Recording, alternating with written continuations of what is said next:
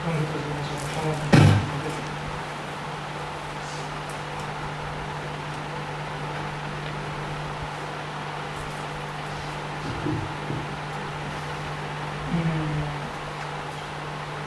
of all, good morning and have a great Buddha Purnima.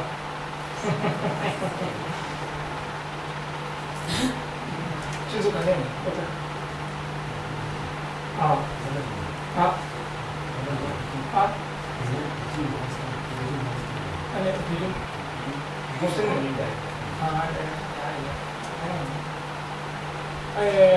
저는 삼성에 이거를 인지만 하면 저는 말이야 내가 불러주세요다.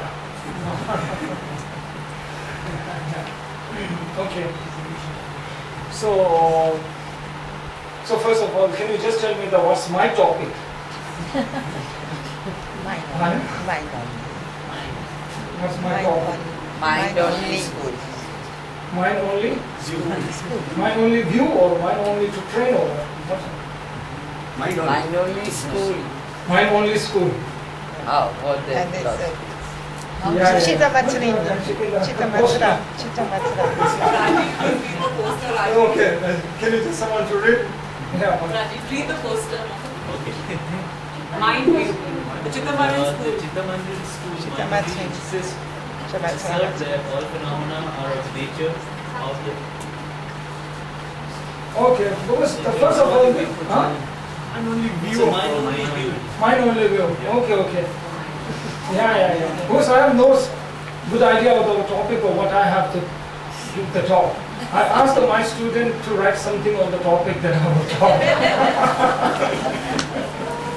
So usually whenever I give the talk, I don't care that much of how I make that topic so nice or how I can make my lectures to feel so good. But most important what I feel is that what I will give the talk may that help them. That's my main goal. Even I give a very good lecture, very sweet lecture, it's not going to help you. What use of giving that kind of lecture? Because my main goal is to help the person who comes to listen my talk. That's the main goal. So I don't care what they have to do on the poster. Only thing is, I think that how can I lift them? How can I help them to think the pattern? So today's topic is a mind only, isn't it? Mind only, okay. So, mind only school. Mind only school or what? View. How they posit certain things.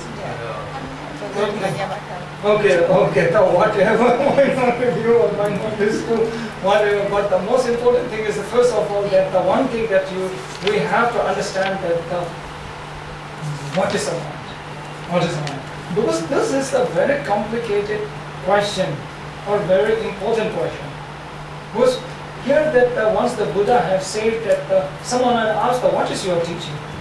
What is the Buddhism? So Buddha had told the one shloka.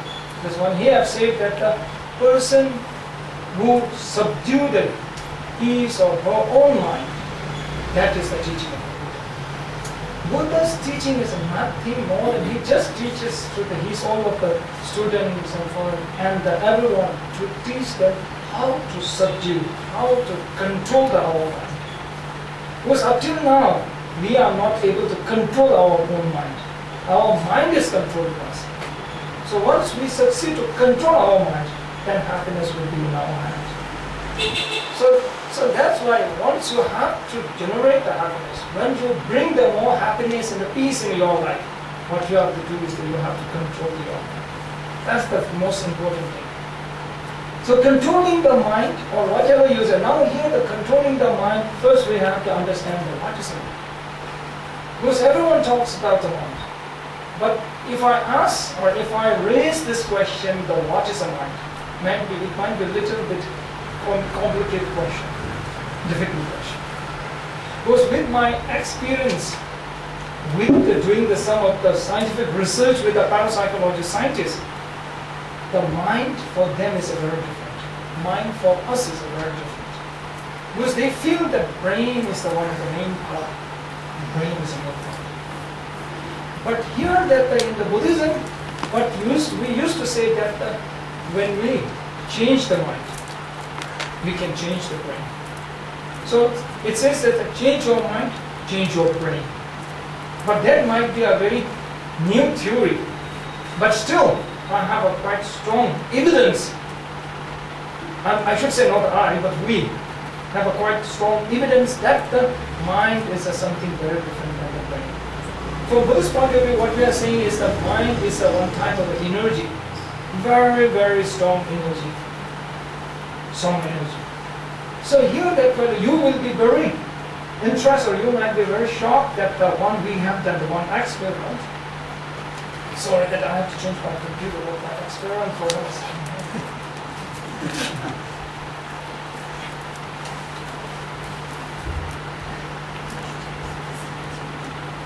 So we have done the one experiment. The experiment result is quite interesting that what we find it out. So here that I want to show you that how does the mind work? How can we prove that the mind is something very different than the brain? So here that the question now, here the question is, one question is comes that when we have to train our mind, when we have to control our mind, first of all that we have to understand that what is the mind. That's a very important. What is the mind? Second thing, then only we can talk about the whether the mind only exists or the whether any other than the mind exists. That question comes second. So I oftenly told you that I won't touch that much point of the philosophy point, whether the mind only exists or whether the rather than the mind exists. Because every philosophical issues makes people more and more confused. It will create you more confusion. So here, I think I told you several times that here I won't create any confusion. Back in my monastery, my job is to create the confusion. Back in the monastery, I'm a philosopher teacher. So I create a lot of the confusion. One confusion, what I created, really they like it very much. One confusion, what I created. They like it very much, and I got the top ranking of the 2002 years of the Haram degree. Because they like very much. Because I created lots of the confusion. So here I will not create the confusion. Because I think you have enough confusion in your life. So I think you don't need more confusion. So here I'll come to how to clarify all this doubt. How to overcome your confusion. That's my job, today's job, yeah. Okay, let me just communicate. So that is the one thing is that here I want to show you that the one thing is that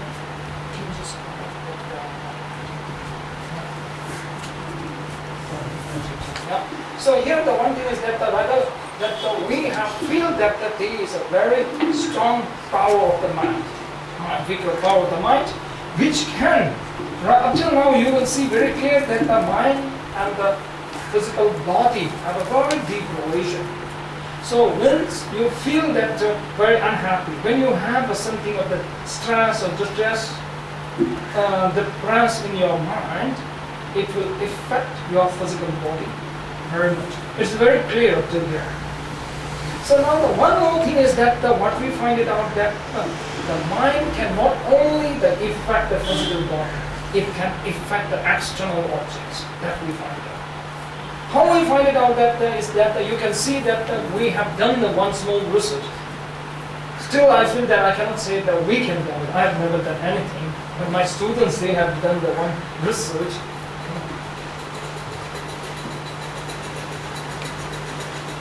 On research,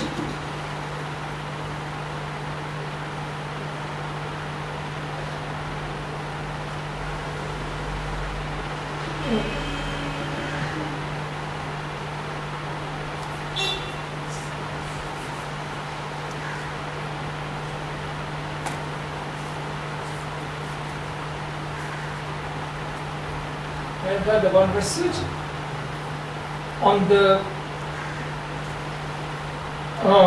field of how can the mind can affect external objects.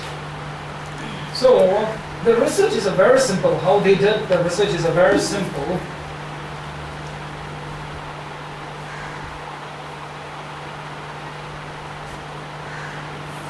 we have done, we call it that rice experiment. You can see that that's a rice experiment. So you can, I think you can see that it's a very simple matter, but can you see it? Yes. Okay. Well, what we have done, we just asked the participant to 1 minute of the meditation and visualize the light shining on the rice. We asked them to meditate the compassion Buddha. Compassion Buddha. Then there is a 3 bottle you can see later. There's 1 bottle with a hand touch, and other bottle without hand touch, 1 bottle for the control group. So you can see that the first one is the meditation and the touch. Second one is we just meditation and we never touch that bottle. Third one is a control, which we have not touched, which we have not prayed. 3 bottles. This is the day 1. You can see in the day 1. Inside that bottle, there is a cooked rice. This is the day 1. You can see the picture of the day 1. Can you see now the day 4? Can you see the slightly differences among these rice? Can you see the slightly differences? Now you can, it is quite obvious that the third one is started to get decay. Yeah, third one. This is the day 5. Now I will come at the end. Now can you see it on the day 11? You can see that the quite huge difference among these 3 bottles. So here that now we observe that the meditation can affect the rice. I think this experiment is not a new experiment, but there are a lot of the scientists have done the experiment on water, but we've done it on the rice. So that's maybe you can say it might be a little difference. but what the conclusion we get is the same conclusion what the scientists have done before. But the conclusion we get is still it is the very strong evidence or strong proof that the meditations and the mind can affect the external objects.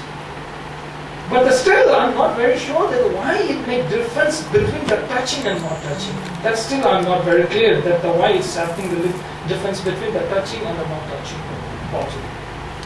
But the point here, up till here, is quite clear that it can affect the external object like the rice. That the center one is the least decay. Yeah. And meditation and touch decay is faster than only meditation. No. Pardon? Meditation and touch Touch.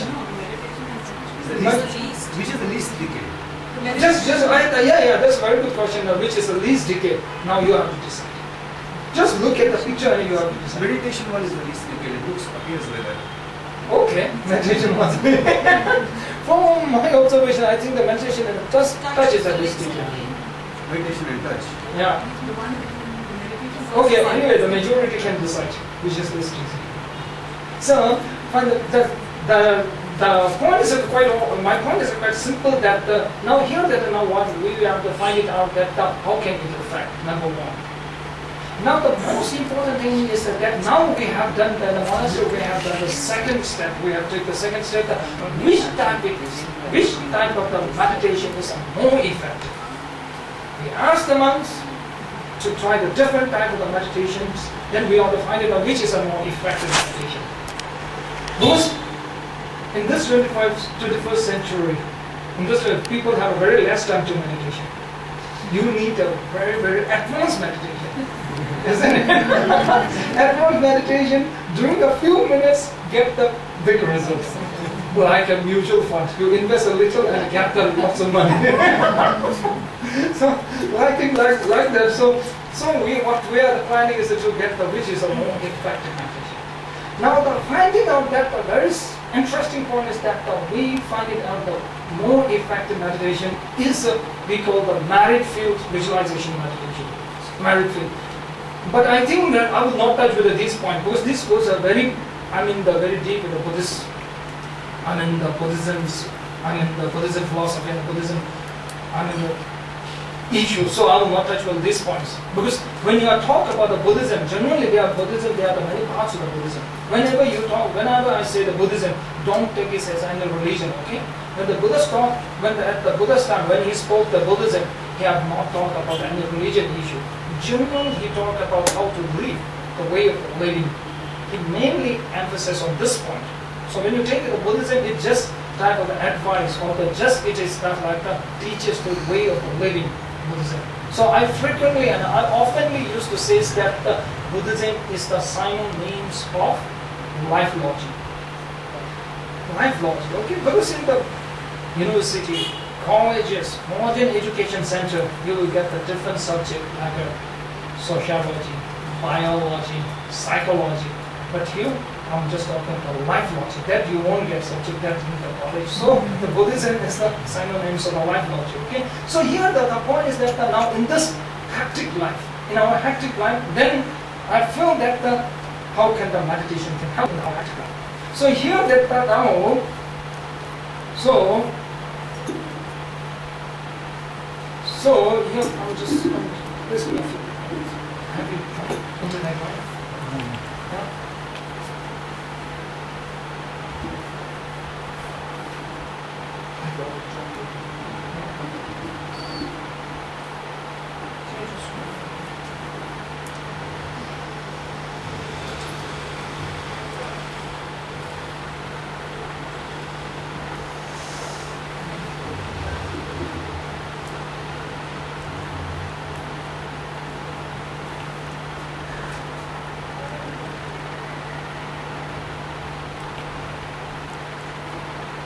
Okay. Now that's why now that's why here that my topic is now the mind only.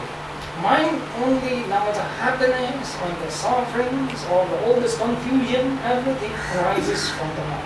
So that's why Buddha had told the one thing that if you look at the ocean, the waves arises from the ocean, then again it will fall back in the ocean.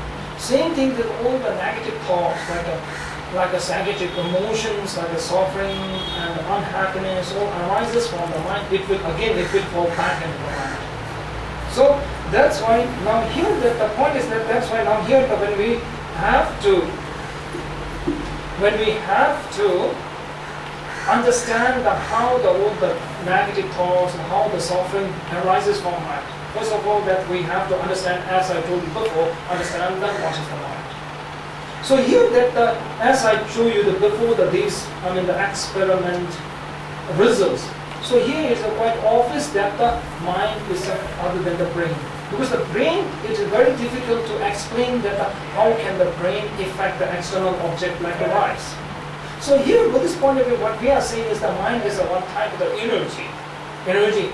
One type of the energy that builds up the deep relation between our physical body and our mental state. There's a deep relation with this. That energy follows from our body to out. That energy follows from the inner energy that which passes from our body. But the point is that the one more thing is that we have to understand is that what does the mind only means? What does actually the meaning of the mind only? The mind only is not other than the saying that the main important point in our life is to control our mind. That's the one main important point. So controlling the mind. Because whenever you faces some of the problem, whenever you sees some of the unhappy, whenever you generated the suffering, what normally people would do. Now you look at this point. From Buddhist point of view, what we are saying is that just look at your problem and just try to control and overcome all these problems or the confusion overcome. Let me give you the one simple example. From start with the one story, I will give you the one story. I will tell you the one story. Then maybe it will help you understand the better my point. If you don't mind, can you wait just 1 second, please?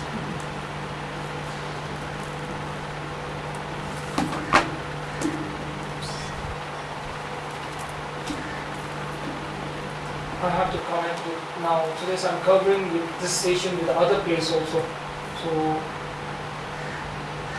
usually I have to give the talk for the overseas through this Skype, so I thought that we will cover up this.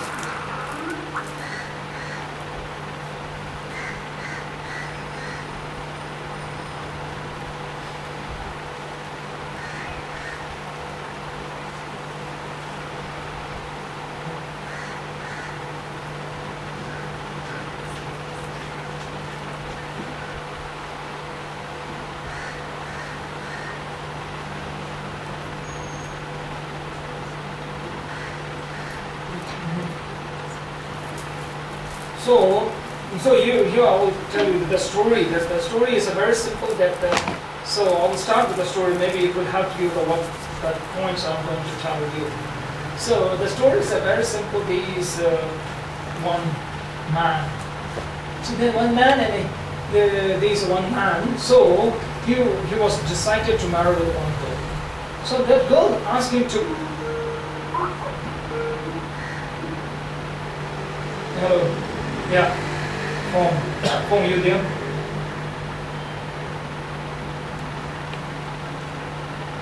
No, phone.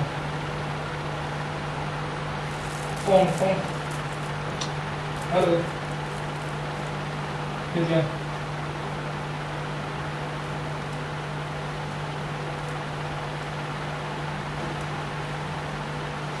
Okay, so the stories goes like that. So what happened is that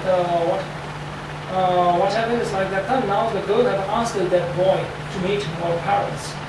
So the boy went to meet the parents of the girl. So the parents they have the discussion. They have the discussion with the dead boy. So the girl's father have told the girl that he need quite privacy while they're talking with that boy. So what happened is that after the talking,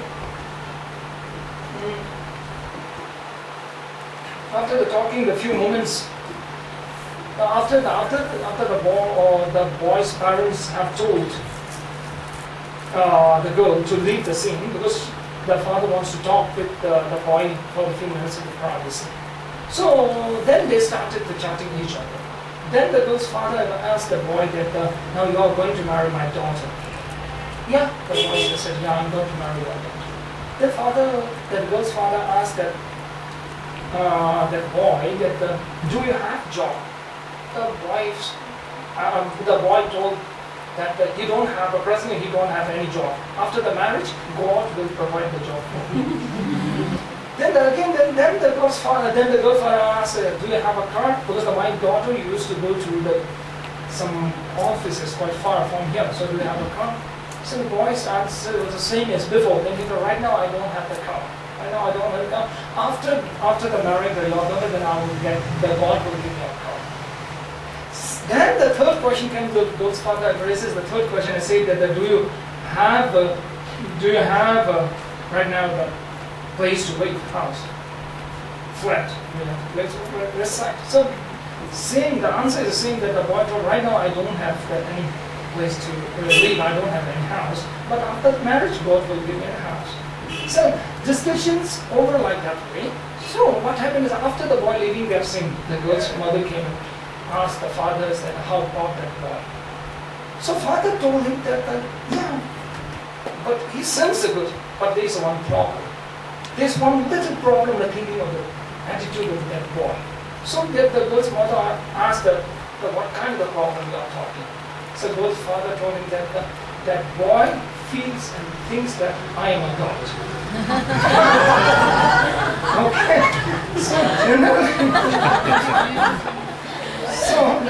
So generally, this is the way how the normal people used to live. When you have some of the problems or some of the problem, you will not thinking to fix it by yourself. You will ask someone to fix your problem. That's the one thing. For every in the human life, when we are to face the problem, first of all, we have to try by ourselves. That's the first step. But we are not doing it. We want someone to fix our life. So that's the one big mistake we are making it. Still, that's why the Buddha have told that everything should be controlled by yourself. So you have to be the master of your life. Okay. So don't think that someone will fix your life. It is very difficult to say that whether someone will come and fix your life or not. That's very difficult. but at least you can try. But first you have to try.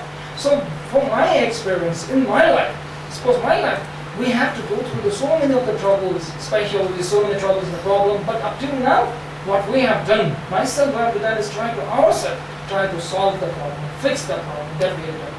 So usually, when some job is not done rightly, normally people will feel very unhappy.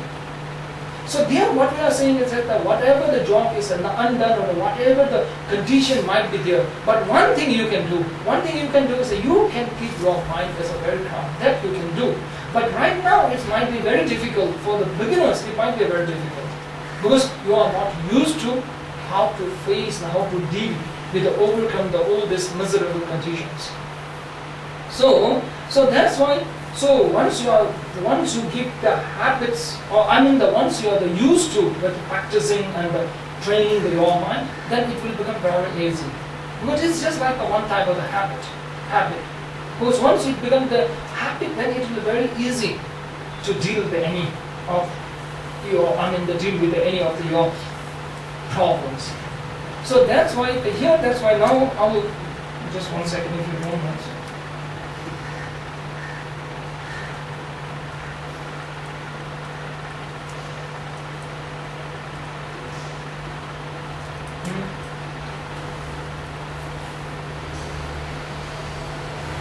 Okay. Okay. Now, just 1 second.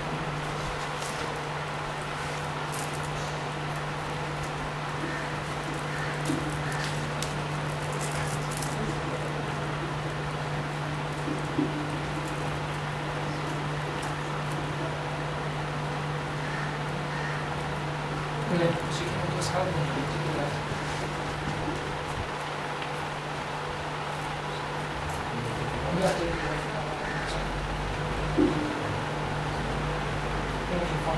Yeah. So that's here that now the point is that now.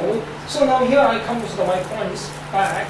So that's why now what we have to do now that here's that what we have to do is that now I will touch with a little bit more of the mind philosophy. Now generally, as I told you before, all these negative thoughts or negative emotions or suffering all arises from the mind. But the question comes to how it arises. Suppose the example, when you are going to the road. So when you see someone, you will generate a different type of emotions. When you see some simple, very unrelated person, you might feel a little bit of the unhappy seeing that. Maybe you will feel happy. Even if you in the home, if you have prepared a very good food, but someone when they taste it, they will feel very tasty. Someone won't feel very tasty. But even you try your best. So that's why there is one gentleman. He told me that the practice of the Buddhists always we emphasis on the 5 points of Panchashila. So he told the very difficult is not telling the lie. Because hello.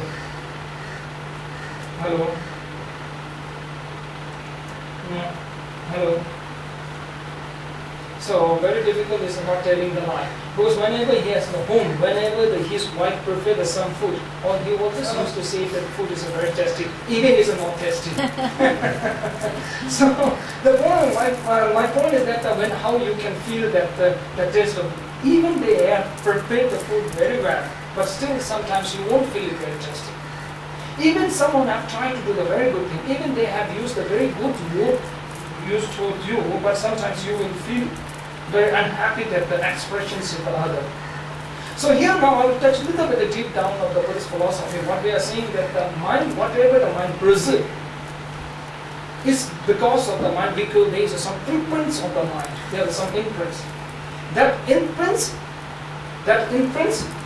whenever you see the something, that what we are saying, what we feel is that the object when we see at the table or the whatever the one object when we see, we feel that we are seeing that because of it exists outside. You got my point? You got or not? Yeah, but in the reality it's something not like that. We are seeing that object not because of it exists outside. Because we have so much of the imprints in the mind that influence the way of our perception, way of our looking at that object. Even you can see very clearly that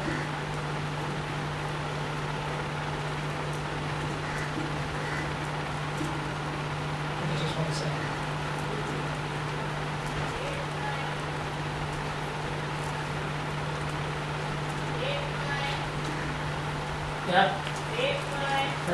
So even when you look, so even when you look at some objects, so when you are look at some object, maybe when you are looking at the perception of the looking that object will be very much influenced by the karmic imprints. We call karmic imprints on this point. So that's why you can see that on this point.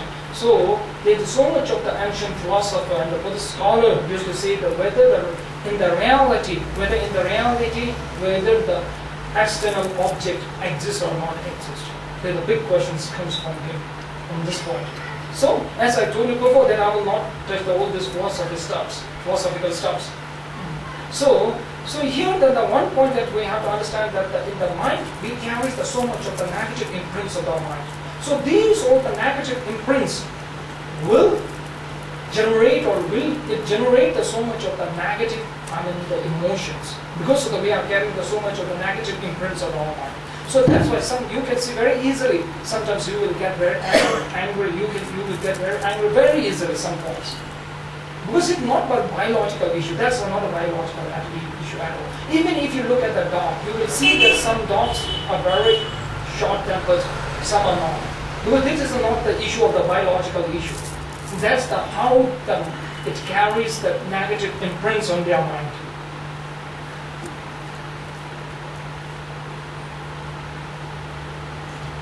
Yeah. Negative imprints on their mind. Okay. So negative imprints on their mind. So that's why now my point is quite clear that now here in the Buddhist practice, what we are saying that the two way of the practices, we just talks about the two ways of the practices to purifying the negative imprints of the mind first.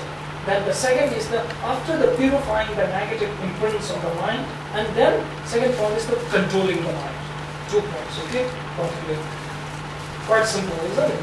Now when you have to purify the negative imprints of the mind, it will be then they will be the less influence in the mind to generate the negative thoughts and the negative emotions. Now the first is that I will touch with the first point, the controlling the mind. Controlling the mind is a very simple way. I will tell you that the controlling the mind, what we have to do is that we have to try to build up the power of the concentration. Okay. After the building of the power of the concentration, then it is easier us to control the mind. The building of the power of the concentration, what we have done is that in the airport, what we have done is we have done the one retreat for the 1 week. We have done the one retreat for the 1 week. Initially, all the participants cannot concentrate or focus on the object more than 3 seconds. After the 3 days, what we have seen, the person started to build up the concentration power, and they started to gain the power to concentrate on the single object more than the 40 seconds within the 3 days. We just wait in 3 days. So it is a very simple that I think that now I think that you all know about the anapana, what we call the anapana, isn't it? Concentrating on the breath. You know that, yeah? So we will start with that, but I will add a few more tips from the Buddhist point of view, how you can build up the concentration power on this way, okay? So anapana is a very simple that when you concentrate on the breath, when you lose the target, when you lose the object of the concentration, you have to take the breath little bit deeply, okay? Take the breath little bit fast. Breathe little bit fast, then again you will gain the more power to concentrate. You get the mind point? Until here you get all the mind point or what? Yes. Yeah? So okay, so maybe we will do it, okay? So we will do it a very simple way, we will do it, yeah? So we will first we will concentrate on breath, okay? When you are not able to concentrate, when you are losing, when you are distracting, what you have to do is that then you take the deep breath, okay? Then take the breath with the sound. Take little bit faster, okay? Then it will become easier to concentrate, okay? You get the mind point? All you got my point over? Yeah, okay, then, okay. So maybe I will leave with about 5 minutes, okay? Okay, 5 minutes when you just concentrate on the breath. When you are losing the object of the concentration, when the mind is distracted, what you have to do is that then you have to take the breath a little bit fast, okay, make a sound, okay. Then what it will help you, because now the point is that I will come to my point. The point is that when you are the concentrate, when you build up the concentration power, one of the big thing changes will come is that right now that our mind, because our mind cannot focus on the one single object. That's why our mind is too much of a distract. When our mind is too much of a distract, so many unnecessary things comes in our mind. Because our mind cannot be focused on the one single object. So that's why when you are the leisure time, when you are at the free time, your minds will think so much of the unnecessary things. When you think so too much of the unnecessary things, what will happen? You will generate more unhappiness. So very simple, I will tell you that when you are the free, what you think the most? Most of I can say that 80 or 90% you will think the unnecessary things. Like what your enemy have done something, what your dislike person have done something, what someone have done, what the fight went on in the day life. So there's one lady told me that whenever she had the free times, he will start to think all the negative things, or the domestic points of her husband. so then just the general thing, this always comes in our mind. So that's why what we are saying, that I think in English there is a proverb of saying that the empty mind is the devil workshop. So that's why when we have nothing to do and nothing, when you're free, you will think all the negative, the unnecessary things. When you think too much of the unnecessary things, it will increase your pressure. That's all. That's all. So that's why why we are thinking so much of the unnecessary thing when you are empty, when you are not doing anything, because you cannot focus on the one point. When your mind cannot focus on the one point, that's why you are thinking too much of the unnecessary things. So try to build up the concentration power to build up. So what you have to do is that first you have to start with the wind, okay, concentrating on the breath, okay. So initially state, so when I think into 1 second, I think 2 seconds is the maximum, then your mind will distract. When your mind is distracted, then take the deep breath and make a sound, okay, making the sound, then you will see the big changes, then you can focus on much better, okay. You get the clear, isn't it? Yeah. So I will show you the one very simple example. When you concentrate on your breath, just breathe very normally. When your mind is distracted, when you concentrate, when you cannot concentrate the better on your when you cannot concentrate properly on your breath, then take a deep breath. Then take a breath with sound. Then it will make you easy to concentrate. Clear, isn't it? Huh? Normally, so that's why it's okay. So I will leave the 5 minutes, okay? So 5 minutes. So now today will be a little bit different, okay? Before I just give you the instruction on how to meditate, today we will give the very teaching with a little bit difference. In the Tibetan tradition, we have the teaching. There are the 3 ways of the teachings. Today I will do it. We call it experimental teaching. Experimental teaching is that the students have to share their experience with the master. Whatever they face is the problem, how they have to make a meditation. So master, you have to give the tips to how to overcome this problem. This we call the experimental teaching. So today we will combine with the experimental teaching. Okay. So I think you have a lot of the theoretical teaching. I think you have a lot of the theoretical teaching. So I think you are better than me. Knowing the more Buddhist theories. But my point is that how to teach, apply this theory into your practical life. Knowing that too much, but if you can't apply it, it's a nothing. But because it's like you have become the very good computer. Installing so much of the information. Here I will tell you the one thing that I have heard, the one story. There is one country created a super genius computer. Super genius. Whatever the question you are going to type on that computer, it will give you the answer. Super genius computer. So that the computer manufacturing company told that now do you have any questions which you can ask that computer and which the computer cannot give you any answer. You don't have any question which cannot be answered by this computer. If anyone has that question which cannot be answered by this computer, that company is going to give the $1 million. So everyone asks the very, very tough questions to that computer. That computer will give the answer. Because that is a super genius computer that so any question they type on that computer gives the answer for the every question. Then there is one man So he told that now I have one question. I'm quite sure that computer cannot give this. Computer cannot give the answer for one question. Then the company owner told her, now you can try. So that man type then raised the one question to the computer, but computer searched for that answer for hours and hours and failed to get the I have no question. You know the one man that asked the computer the question. He asked a very simple question. He asked the question, how do you feel being as a computer? So that's why, but if we are the computer, then we don't need the experimental teaching. We don't have to apply all this theory into our life, day to day life. Because we have some feeling, we have an emotion. So we are not like computer. So computers are fine, you have no emotion and any feelings. If you get the information, that's fine. But we are not like that. We are human. So most important thing is that now we have to know how to apply all these Buddhist thoughts and the teachings and the theory into day-to-day life. So that's why now I will leave with 5 minutes for the meditation session. Then after that we will share the experience. Okay, now you will see that in my experience, every person will have a different experience. Different experience you will feel while we go through the meditation. Because everyone's mental stages are not the same. If you look at the physical body, every human have a different type of the diseases. So same thing like that, every human carries a different mental attitude and a different mental state. So they will, when you are meditating, you will have a different experience. So we will share the experience, okay? That we will call the experimental teaching. So maybe I will leave it 5 minutes, okay? 5 minutes for the meditation session, okay?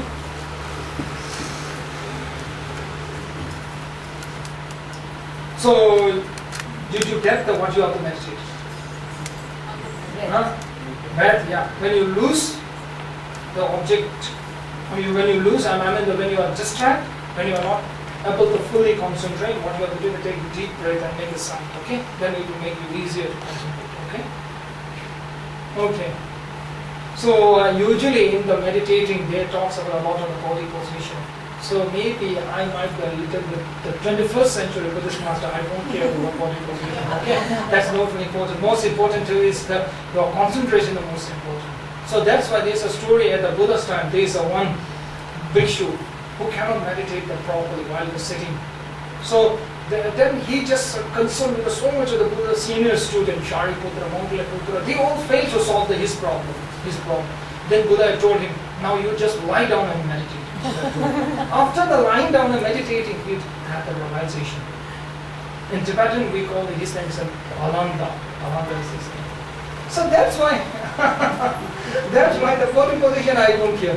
Because in my whole, maybe in my life, I've done quite a lot of meditation, but body position sometimes I will lie down and somewhere I was just while going in the car and while the traveling, I focus the mind important is the training. The mind is more important, not the physical body. Okay?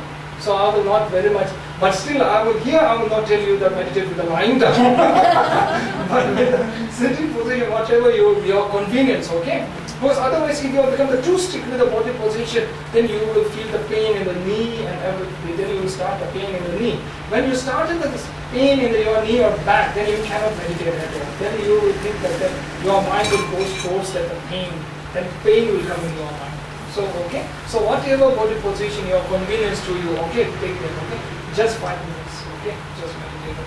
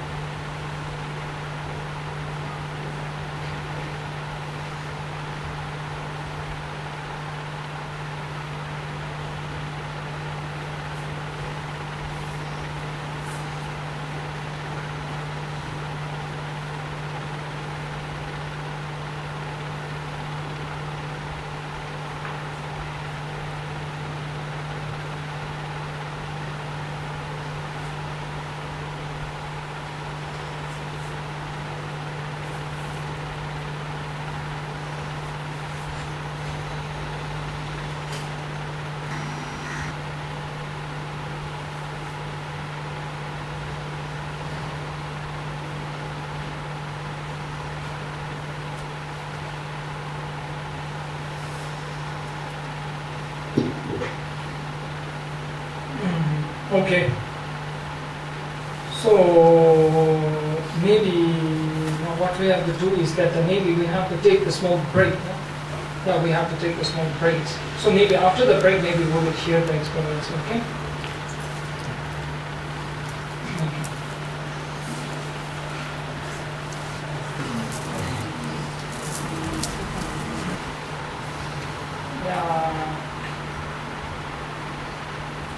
I'm just connected to the Skype and we're teaching to the overseas places. So I think that we have to discuss the food issue with me because I was just talking. Anyway, so now as I told you before, now this is an experimental teaching. So now who have any experience to share, any experience to share, so you can just share the experience with them. And then you can just tell me the experience while I'm teaching.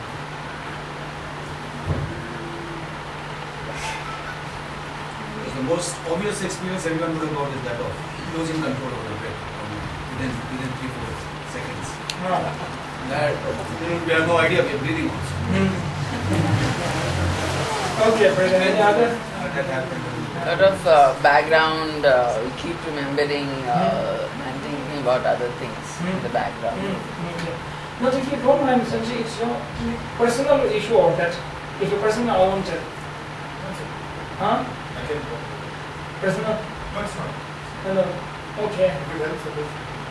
No, it's not help because it's personal. But I will just tell the one thing, okay, same.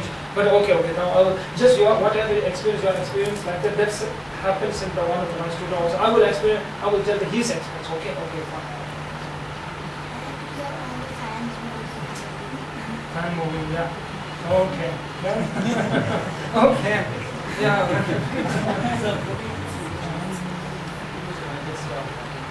It's feeling like pinpricks. Pinpricks. Like something is beating. Okay. Yeah. Okay, then now first maybe we will go from the okay. Sakit, what's your hand? My experience, it's a regular thing for me. Beyond about 4 or 5 seconds, and we just kind of, there's no breath, there's no nothing. Everything is empty. No. That's a nature. Okay. So you won't feel anything, okay, yeah? Yeah. Okay. Then, okay. I was getting continuously yearnings. Continuously? Yearnings. Yearnings, huh? Yearning, okay. Continuously yearning. First time it's happened. I see. And I tried to breathe firstly, and again I concentration on the breath. Again I am releasing. I see. Yearning means opening your mouth. Yeah. Okay. Okay. Sleepy. Then I think it's quite good, no? But now the people are feeling the then it's a good method to overcome the insomnia.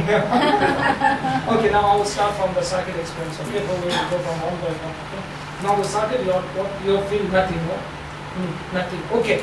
Now in this case, now we have to look at it carefully when you are meditating or something, and you are losing the the object. You feels like there is no more distraction. But this kind we have to differentiate. There are two types of the feeling that we two types we call to them. Once we call it the total laxity. We call it total laxity. Total laxity means we call it the Buddhist, the philosophical, the Buddhist test term. We call the sinking mind, state of the sinking mind. It means that the mind is going to start to sink. It means that now if you keep on that continuously that state, you may remain for 10 or 15 minutes, but we call it that's not right type of meditation. Because the mind is going to sink. Your mind is becoming more and more inactive. Well, that's more inactive. Just like the sleep when you fall asleep, the mind will become inactive. The one point. The other point is that when you lose your object or when you cannot. When there is no more thoughts, still if you are very cautious of what your feelings, or you are very cautious or aware of the thought arising, then we call it in the right state of meditation.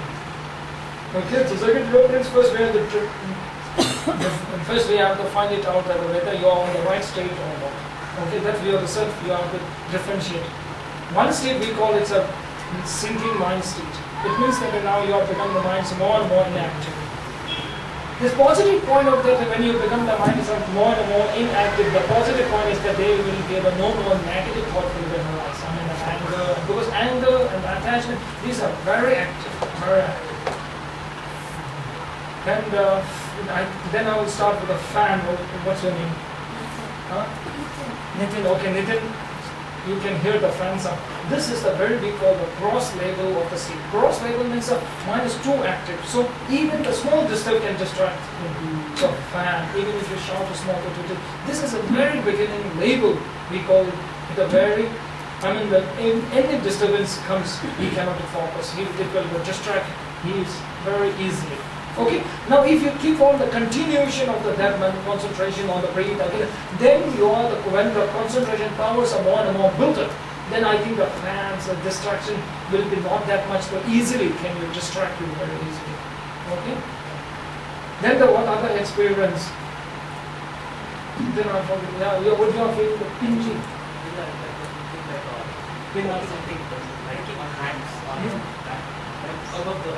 Okay. Now these are the pinching. These are, when you have some of the special, different experience, especially in the physical body, it is not the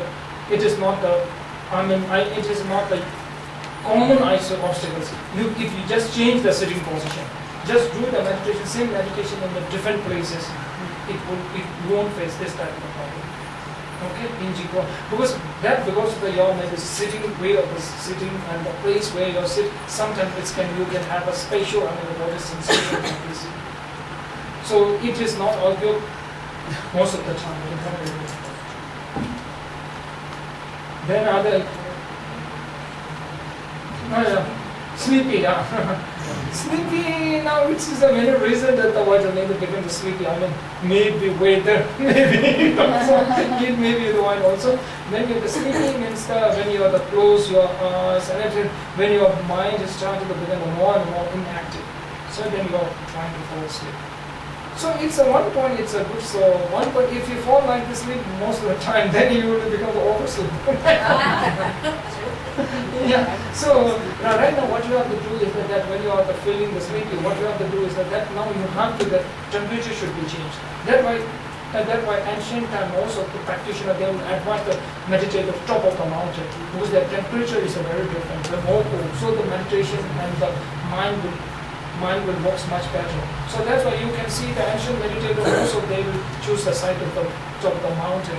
Himalaya is a good space. I think that Himalaya is the place is nothing special. Empty place. What will you get over there? Only the Himalayas get the temperature. Because the temperature is very suitable for the meditator. Because you can see that when you feel too much of the cold, you won't feel sleepy at all. When you are the more and more warm, when you feel, then you will get sleepy. So when you have to sleep, why you have to wear the blanket? So that's why the temperature, when it's a cool temperature, is good for the meditation. So that's why most of the yogis always go to the Himalaya. But why they don't go to any other places near the ocean? Same, but it's a remote, both are remote. But the temperature is much better. So that's why you are becoming the more sleepy means that you have to change the temperature. The room temperature. You're meditating in the room, so you should change your room temperature. So any other? Stop the thoughts, but negative thoughts with good ideas. Did you raise your little bit now? I can't stop the thinking, it keeps on going on in the background. But while I'm meditating, I get good ideas, good thoughts. Good thoughts, good ideas. Good ideas. Good idea. No, he is unable to control his thoughts. Okay. The thoughts that arise are good thoughts, not the negative. I see. Good thought arises. Okay. There is in Tibetan way of one saying that we cannot fully trust on our attitude. Attitude means we cannot trust on our mental attitude fully. Because the mind is something like it's a very impermanent, it's changeable. So if you look back into your life, how many the attitude have changed? So many attitudes that we have changed. So it means that right now, today might be good thoughts were coming. Now if you go out of the meditation center, now you are in the society or in the midst of the people, then all the negative thoughts will arise. When someone uses a very harsh tone towards you, then thought becomes very difficult. Then all the negative thoughts will come down. That's the most important time when you have to control the negative thoughts. Right now, nobody is disturbing you. Nobody is hurting you. So all the right thoughts will come. So so someone told me that in the right place to meditate is in the Bangalore city, not in the monastery, in our monastery. Because in monastery, no one will disturb you. More peaceful and every peaceful area. This is not right place to meditate. Now we have to meditate in the Bangalore city. So much of the disturbance, so much of the challenges you have to face in the city. So it's the right place to meditate. Maybe it might be the right place for the meditation. Yeah, so there's one experience now about some of the meditators, what I experienced with when they meditate, they will feel like some of the body movements like a shaking or like this, some might feel. One of the occasion, one of my student, when I was in Vietnam, one student here just told me that the whole of his body, especially the tummy side, the stomach side, he was just shaking too much whenever he meditates. So that time in the Vietnam is that there is a compassion Buddha, 1,000-hand compassion Buddha. That is a very famous tradition of India. I think you know that 1,000-hand Buddha. Yeah, that's tradition. So he told me that he is doing the meditation of this Buddha, chanting this Namah. Anytime when he doing this meditation, he will feel the body is shaking too much. Body shaking. But this occasion, this comes not suddenly. It won't come for the Buddha practicing. It comes when you are doing the quite long time of the meditation. Whoever shared about their experience, you will know that these persons are not meditating maybe a few months. They have doing the meditation quite long. But what we call is they have done the meditation with a little bit of a strong effort. But putting a strong effort in the way maybe the little bit of the very different side of the strong effort. When you are the strong effort, means when you stick to doing it and you have a very strong intention to do it, and you have when you do too much of the strong, then it can affect reaction will be like that if you do it too strong. That's why for the beginner state, what we advise is that your meditation time should be very short, not more than 5 minutes, 10 minutes. But you have to keep the continuation. When you for the beginning point, when you are doing a half an hour, 1 hour, and you are doing it like this way with a too strong, then it when reaction it can happen like that for some cases. So beginning point, whenever you start with the meditation, just for 5 minutes or 10 minutes, but you have to keep the continuation. That's a very important. Keep the continuation. So it means that right now we are just doing the breath meditation. Okay, breath meditation. Now the most important thing is that this is just like I just thought about the meditation is for at the free time. Don't think that you have to do it on the free time. The most important thing is that you have to do it at the disturbing time. Okay. Someone will just call you are a liar. Then what will you do is a liar, then you will just react. You will react, then you will shout back, not that, okay? First a few moments, just for 10 seconds, 30 seconds, just take a deep breath and just try to calm your own mental state, okay? Calm your mental state. Then you have to clarify that you are a liar or not, okay? Normally when people are just told you are the liar, just your reaction will be very different. With anger, then you will clarify that you are not a liar. So that's why, first of all, that whenever someone you have to use a very harsh tone, also first of all that you have to calm your mind, then you have to calming your mind. That time you have to meditate. Okay, that time you have to just for the calm your mind, just take a deep breath and try to concentrate. Okay, that one thing. Now the one problem is that when sometimes when you are feeling very unhappy, okay.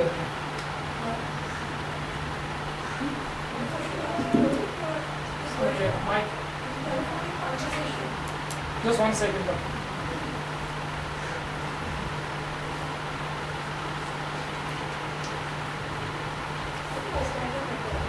No, just use the mic. It's a telephonic conversation.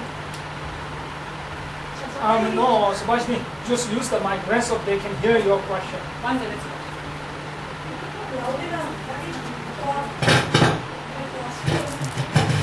Yeah.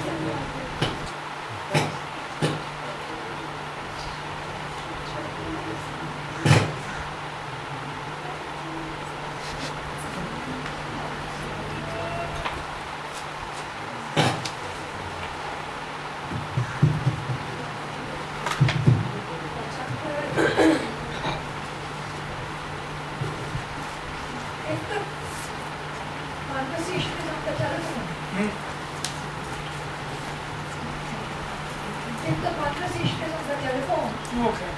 and the person on the other end Right. is hurling a whole lot of, accusations that you are saying unpleasant things, then how do you react? I mean, either you just pick up the phone or you take some time to react. And then afterwards you feel terribly disturbed. So how does one deal with that? Okay. Accusation on the phone, yeah? Okay.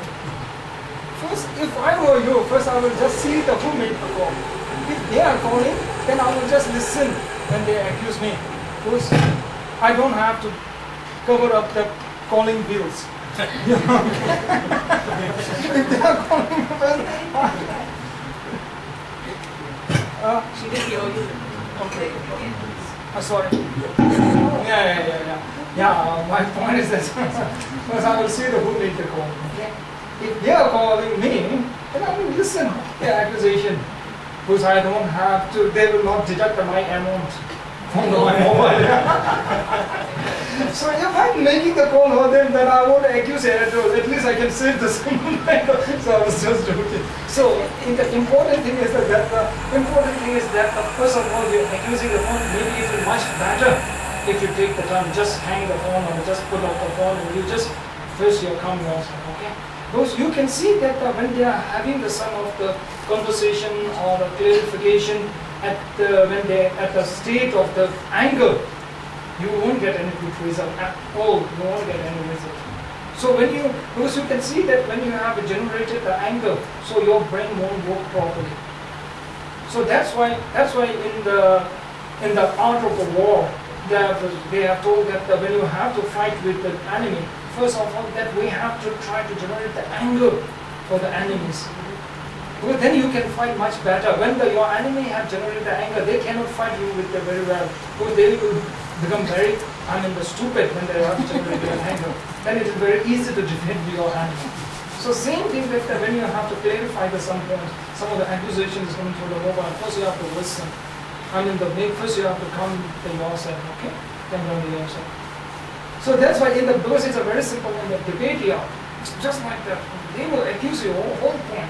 In the debate here, when you have to give the answer, even you are saying the right, they will accuse you. They will say, no, you are wrong. This is a way of the debate. So through the debate, I have spent 20 years in debate. So every time when you are very calm, then you will win the debate. You have more chance to win the debate.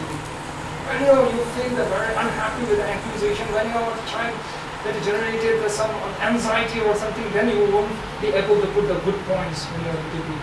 So best debater should be the more calmer. So if you're more calmer, then you will become more best debater. So that's why it will be much better if you just hang up the phone when someone accuses you. Yeah. So now. Okay, so what? I'm saying we hang up the phone, but afterwards there's a lot of pain and hurt feeling. Yeah, that's right. Now I'll come back to the point. Yeah.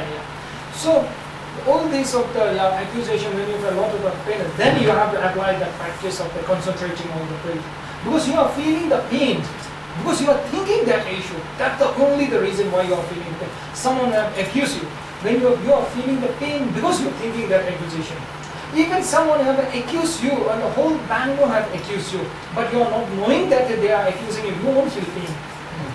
You won't feel, because you don't know that they are accusing you. Because that is not because you are not feeling the pain because of that they accuse you. Because you are thinking that you are thinking and you are knowing and you are concentrating on these points, then you are feeling the pain.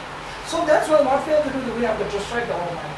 In our life, there are so much of the unpleasant moments in our life. Now what we have to do, we don't have to think these moments, unpleasant moments. So we just have to forget so many moments. So first initially step, we can't forget it. Then what we practice with we just distract the mind. That we concentrate on the brain. This is the first step. Higher step, Buddhism we used to call that transform the misfortune into the blessing. That's the high state of the world. So every misfortune that comes into your life, we will try to transform that into the blessing. So whatever the misfortune comes, accusation, we will think that, oh, that will be purify all of the my negative sins. Then you will feel the enjoy of the accusations of others. There in the Bodhisattva practice, when you have said that when someone have accused you, what we think is that I have done so much of the negative action, maybe in my past life, I've accused so much of the innocent person, that so result of the death I might be facing on my, so that's why all the peoples might be accusing me.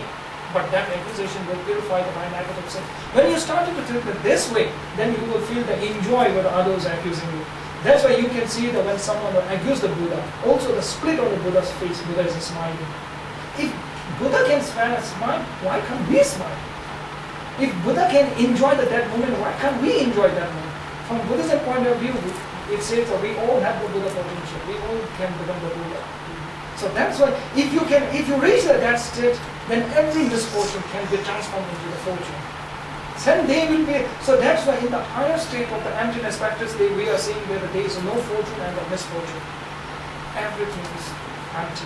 So in that high state, you cannot differentiate between the fortune and misfortune, because everything becomes a blessing to you. This is a very high state, okay? Right now it is might be very difficult to you to just transform that like this misfortune into fortune. But one thing I can assure you, it is not impossible at all. It is very possible. From my experience, it's very possible. So even in my experience, so much sometimes we have to face so much of the misfortune and unfavorable condition. But when we think very differently, sometimes we can change that into fortune and into blessing. It shows that it is a very possible. It is not an impossible. Possible. Okay, so this is a very higher state. For the beginning state, now you cannot transform that misfortune into the fortune or unfavorable condition into the blessing, but at least you have to calm down yourself. Don't think of these all the negative, the accusation or the unpleasant moments. Just try to concentrate on your faith, okay? Just try to concentrate. Once it becomes a habit, then it will become very easy. I will tell you the one story. There is one man who had done the service in the railway whole of his life. Then what happened is that his residence is near of the railway station. So after he getting retired at the age of 60 or 70, he get retired. So he lived there with his children and the grandchildren. So every time when the train passes, he will count the bogies of the train. So his grandchildren told the grandpa, why you are counting all the bogies? You are now not in railway service. So grandpa told him that, yeah, I know that I'm not in a railway, but it's a habituation. I counted that maybe 20 or 30 years every bogie of the railway. So I'm very used to. Now I cannot help it. I have to count. Every time train passes, so he used to count the bogies of the trains because he walked in the railway service too many years. So what happened is that one day they are having the small picnic. His grandchildren and grandson and their children, they all having the picnic. At that time, that one train passes. At that time, the grandpa had not counted the bogies of the train. The grandson was very shocked and surprised and asked that the grandpa, today why don't you count the railway bogies? You always usually count the bogies of the train all the time. Why you didn't count the bogies of the train today? But grandpa is quite old and he just told the grandchildren that today I didn't count the bogies because today is Sunday. Now it's a habituation is like that. So even on the Sunday he don't have to walk. Even Monday he don't have to walk, but still he's walking. It's a habituation. Same thing that when you are feeling the miserable condition or when you are facing the anger, initially it will be very difficult to concentrate on breath. When you start it, then automatically it will come down. So that's why in Tibetan our culture, the mantra will come whenever we see some very pathetic condition animals. Whenever we see pathetic condition animals, the mantra, the Avalokiteshvara mantra, Om Mani Padme Hum, comes in our mouth. Then also the word compassion is a very common word in the Tibetan. And whenever we see some very pathetic conditions of the other, the word comes in our mind, the compassion. So that's because of our habituation. Because our habituation comes, these old words comes in our mouth. So same thing that when you are just miserable condition or like that, when your face is weak, if you try to concentrate on breathe, then it will one day it will become your habit. It will become very easy for you. So that is the one, the first step what I'm talking, okay? Now the second step, that is not single, that is not enough. Because then you have to, how many times you have to do, every time you, then maybe whole day you have to concentrate on your breath. There's so much of the condition, the unfavorable condition you have to face there. Then higher state we call it, just transform that miserable condition into the blessing. Follow the miserable condition blazing. So that's why, just like that. So that's why I will tell you the one story. How it helps. In the monastery, the monastery in Dalkote, I think you have heard about, most of you have heard of the Dalkote. The Dalkote area, there is one finance company, who I should say they cheated most of the Tibetan residents already cheated. Some they just took the money, that finance company took the money of all of the life saving of so many Tibetan peoples. But the one occasion I was traveling with one Tibetan teacher from Choe to Balkobi to Mysore. The Tibetan teacher told me that that finance company cheated him the whole of his life saving, But still, when he was mentioning that, he was laughing, and he told me, now I have to do the one thing. I have the one receipt that the finance company gave him, the one receipt with the amount while he was saving his life saving money. Now I will laminate that receipt and I will hand it over to my son. Definitely my son will hand it over to my grandson. He was throwing the joke. But the point is that now he has lost all level. If he feel unhappy, strong unhappy, and unhappy, what will he gain? Nothing. It is a double loss. Now if you commit the suicide, then it is a huge loss. So still but all this point, from one point, it is a very, very unfavorable and miserable condition, all their faces. But still that, they have not that much, these all conditions not hurt that much, I can say. So that's why you can see that no one have committed a suicide in our camp, no one. In this Balkote area. Especially in which we are facing a lot of the difficulties here we are facing. There's so much a lot of faces. I think these all the political condition, now you all know these all the problems. But only now it depends up to you how you live. Miserable condition all they are, we cannot make this world as a perfect. No one can make out the world as perfect. This world might have maybe the balance of the history. But in this blank of the history, everyone failed to make the world perfect. Everyone failed in this million years. Now no one can make it in the future the world perfect. Now don't try to make the world perfect, but try to make yourself better. That's the one best option now we have. So that's why all this miserable conditions or all this problem we have to face day to day. But best thing is that if we can transform all this miserable condition and the misfortune in the blessings, then you will feel the world is perfect. Everywhere you go, then you will feel this is a perfect. So that's the point. This is a higher state, but right now I will not suggest you think that way. Okay, that you need so many of the steps of the practicing. Okay, that's why after that we just talk the 7 states of the mind training. I think you can get that book. From that 7 state of mind training, then 5 state of the mind training, we call the transform the whole misfortune into the blessing. Okay, The story of yours about the finance company. I was wondering if someone cheats you and you treat it with compassion, then won't that person keep cheating you and somebody else? Isn't it not your dharma to even make him stop cheating? Okay. Someone just cheated me. Definitely. I will not say I will take all loss and I will give you all advantage. I won't say that. If someone cheated you, I will not generate that anger. Generating anger is useless. First I will try my best to get them. Well, if someone has cheated me with the money, I will try my best to get my money back. Whether I have to sue him or whether I have to do him, or I will do it properly. But without anger. Without attachment to the result. That's the one thing. So that's why we are saying that abandon the thinking of all the results. So once you have too much of the attachment to the results, then when you will not get that result, then you will feel suffering. That's a very common habit. So we have to leave the old attachment to the result. We have to do the right action. Right action, just don't attach to the results. Just do it the right action. Then result will come. But person, what we are doing, so we are thinking too much of the result when we do the results. So when you are thinking too much of the result, when you will not get that result, then you will feel suffering. So that's why, what we are saying, that when we are saying to generate that compassion, we are not saying that we have to give everything to others. That's why you can see that in the Tibetan position, we are still we are going to God. We are not saying that now you can have all our country. We are not saying that. Still we are not generating the anger. Still we want to go to negotiate. We are saying that we both will live together happily. We will live both together happily. that we are saying. We are not saying that we will give everything. Yeah, but still, we are not generating anger. Generating anger will not hurt the enemy, it will hurt ourselves. So, if anyone is hurting himself, then Anyone hurting himself. himself means anyone did wrong to him, okay? He is not hurting him. Instead of that, he is hurting himself. Okay, now this is a little bit of a quite a complicated issue. Now the hurting himself, okay. This is a little bit of a complicated issue. Now maybe this question maybe I will answer the later, okay? It will complicate, yeah. If I've understood, you're saying that your suffering is because of your interpretation?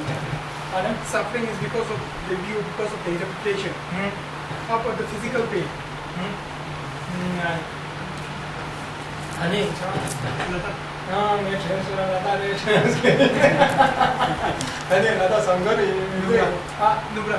मुद्रा के बारे में नहीं चुन कौन है संगर Nora चौक दिल ऐसा वाले में खाते थे खर्च हुए लेगा चुके वाह बेंगलोर पहले ले आज ले तो भी खाने जा जरा तो हाँ जरा तो नहीं चाहिए जरूर तुम खाओ सके कंपैरिजन देखिए लेगा चुके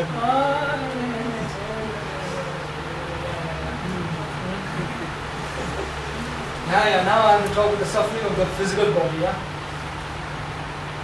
Now the first thing is you have to ask me, yeah, there are so much of the right now I'm just telling how to overcome the suffering of the mental suffering. Now if you look from the physical suffering, now we have to look this way, the two ways of looking at the physical suffering. If you are having any physical problems of suffering, then the best thing is to go to the first hospital, not to the dietitians. This is the best way, okay, to overcome, okay, number one. Number two is that when you have the physical, there is so much of the physical suffering, it comes, even you are doing so many of the right thing, it may come, no one can say that when it comes. So mental suffering you can control. Even you are living the very right way. The very simple way I will tell you that even if you are from the physical pain, if you look at the physical pain, even you are caring, you are the health wise, you are doing the very, creating the hygiene, food or whatever, you are doing the very right thing, but the physical pain can come. Because you are out of the control. The mental pain, most of the mental pain is not out of our control. We can control it. That we can, surely that we can control it. Now the other point is that if you look at the physical point and the mental point, mental pain is a more severe. Mental pain is a more severe than the physical pain. Because it's very clear. If you look at the most of the physical pain or physical disease, swine flu, recently the swine flu, it kills more than maybe 10 or 15,000 of I don't know, maybe not more than the 1 lakh. Not more than 1 lakh in India. But you can see the mental pain kills the millions of the people. If you look at in this WHO report, World Health Organization report, in the 4 seconds, one person is committing suicide. So you can see that the internet report, every 4 seconds, one person is committing suicide. So that's why people, when they become too much depressed, the solution they will think, oh, I will die. That's the one solution left. Because they have not knowing the other solution. They are not knowing the other solution. So they thought that the dying will help them to overcome the pain. No, dying will help only to overcome not the pain of the self. It will bring the more pains to the other. They are not knowing it. Suppose if you committed this, maybe I'm using the term, if we committed suicide. So I'm very sorry that goes in the okay, anyway, so if someone have committed the suicide, it will bring the more pains to the other. So I don't want to mention the one other name. So there is a girl on me. So first experience why he coming to us, shared the experience of how she joined the Buddhism. She was talking about the death of her mother. So I think it's 6 or 7 years back, her mother had committed the suicide. So while this sharing the experience which happened, still she is crying. You can see that you're committing the suicide, that is so much pain for the others, but you are not knowing. Because they thought that committing suicide, okay, fine, it will be ease, or it will make them ease, or maybe it will cease the ulcer. No. So that's why. So now it's come the mental pain is more severe. So once you have the strong mental pain or mental stress, then you will feel that okay, you will overcome when you die. So it's not like that. So here that I'm telling you that, so there's so much of the mental stress and the pains, it comes when you, how you observe the things. When you took it as not a problem at all, when you took it as the problem, then it will make you so much of a problem. In the reality, it might not be a problem at all. Once when you took it as a problem, then it will become the problem. So example, I will tell you the one thing. So usually, have you noticed that in the Tibetan, when we serve the tea, in the Tibet when we serve the someone's tea, when we have to serve the tea, we will catch with the two hands. In the old Tibetan tradition. I don't care whether you took it by the one hand or left hand, or who cares. But if I take, when someone is serving you tea, when you catch the cup with the one hand, it is a problem in the Tibetan community. Because they see it as a problem. In the reality, it's not a problem at all. Because in Tibetan community, it sees as a problem, they make it as a problem. So if you look at the Japanese tradition, if you offer the money with the two hands or one hand, it is a very impolite way. You have to keep the money on the table, you push the money towards them. That's the Japanese style. They make it as the problem. When you give the money as a one hand to them, then it's a problem. Then you will create a problem in the Japanese society. In the reality, it's not a problem at all, but they take it as a problem. They take it as impolite. In the reality, it's not polite. Politeness and everything comes from your mind, not from your physical action. It shouldn't come from your. So it's like that. There's in our life, there are so many things which are not a problem at all, but we cease. We make it as a problem. We make it as a problem. So that's why it's up to you how you see it. Some even it might be a problem. When you're looking at this problem is a totally different, then you can change it up to the fortune. So that's why ancient days of one practitioner, I admire him a very lot. There's one practitioner called the Vishikshakala. I mean, it's 6 or 7 years back practitioner. He always used to say that he have a one wish, to born in hell. He always used to say that I want to born in hell to help the hell beings. Now, borning in the hell is no problem at all. He wanted to born him. At the time of the death, he said that now my wish is not fulfilled. Now I'm not going to born in hell. I want to born in hell. He's shouting at the time of death. So like this person said, totally way of the living is very different for the world. For like this, then the world is not a problem again. Oh, even he born in hell, it's a perfect. For us, even we born in heaven, nothing is perfect. Still we will complain a lot. Definitely if I'm born in heaven, definitely I will complain there is no computer, no mobile. So this one shows very clear that the external is not a big thing. So if you look at the 1,000 years back, first they feel that the heaven, they pay the very importance for the heaven. So everyone then you will get born in heaven. If you do such and such a thing, you're born in heaven. So they pay the very important reason. So once the Buddha started not paying the importance for the heaven, so he started told that we can create the heaven in your family, in your home, in your place. We can create the heaven. So that's why I'm not saying that the heaven is not exist. I'm not saying that hell is not exist. Heaven exists or not exists. At least don't hurry to get over there, okay? So at least try to make something good in this life. There is one monk who meditated a very long time. So very long time. So he was meditating very seriously. And now he had some of the physical element problems. And then he consulted with the doctor. The doctor told him, now you have to take long rest, and leave all the meditation and take a very long rest and go to Switzerland. Take a long rest for 1 or 2 weeks, then you will be fine. Otherwise, if you don't take a rest from meditation, if you do like your practice strongly, then it will be very dangerous to your life. So monk told him that I have no time to take the rest. I'm a very strong practitioner. I have to practice. I have to born in heaven. I want to go over there. So I have no time for the rest. So doctor told him that now I will show you the two way. Now you have to choose one. Whether you have to choose Switzerland or heaven. There's only the two choices. Monk was very angry and he left the doctor's place and went outside. Then after a few minutes, the monk knocked the door and said doctor. Then after doctor asked him to come in. So monk again after a few minutes, he just came back to the doctor's cabin and said to the doctor, "You are right. I will choose Switzerland." Because so same thing. Now first you choose Switzerland, okay? Then you can choose heaven later, okay? So same thing now, you just try to create the heaven in here. So that's why you can create when you can control your mind, okay? Yeah, so the other experience here. So now I will come to the conclusion issue of your experience. Or you might have a distraction. That's a very common. Okay, whenever you have a distraction, that's a very common. Now what you have to do is too much of the distraction, take the deep breath, do it again and again and again. Okay. Now the meditation session should be a very short, 5 minutes, 6 minutes. Okay. When you are traveling in the bus or wherever, you can meditate. Okay. Don't think that when you have to meditate, you have to sit properly. Don't think that like that. Even in you are the walking, you can meditate. Except you are crossing the road. One is walking, okay? So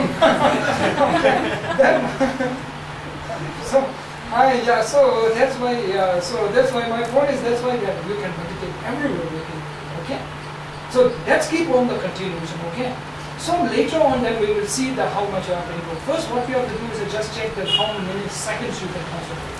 Then after 1 week check that how many seconds you will concentrate, okay? Even if the 1 month, even there is no differences, then let me know, okay? Then something mistake is going on in your meditation, okay? Then let me know. Okay, any other questions? Do you have a certain expectation to meditate? Can you use the mic?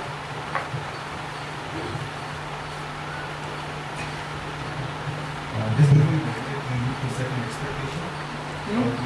Before you meditate, you set an expectation. What do you mean by expectation?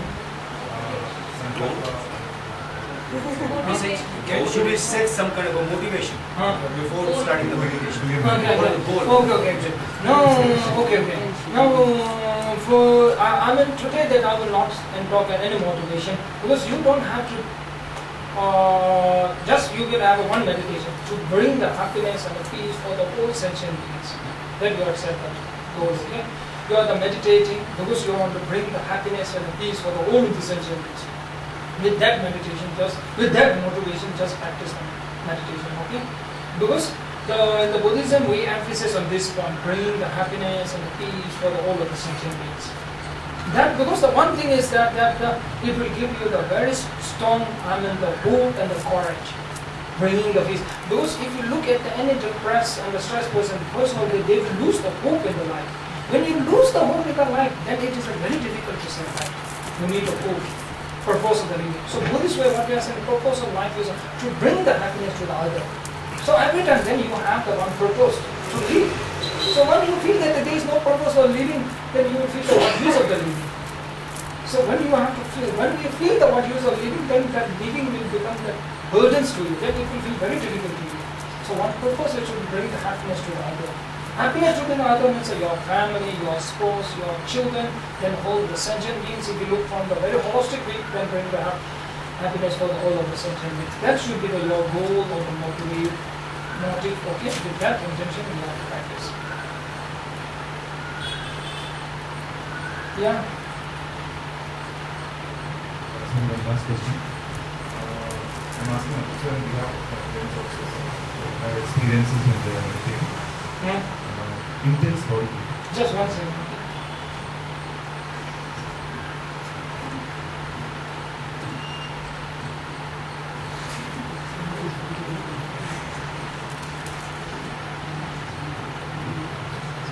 Give it 1 minute.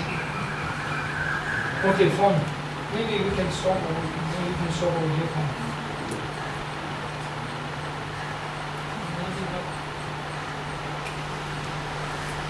Okay. Hang up light.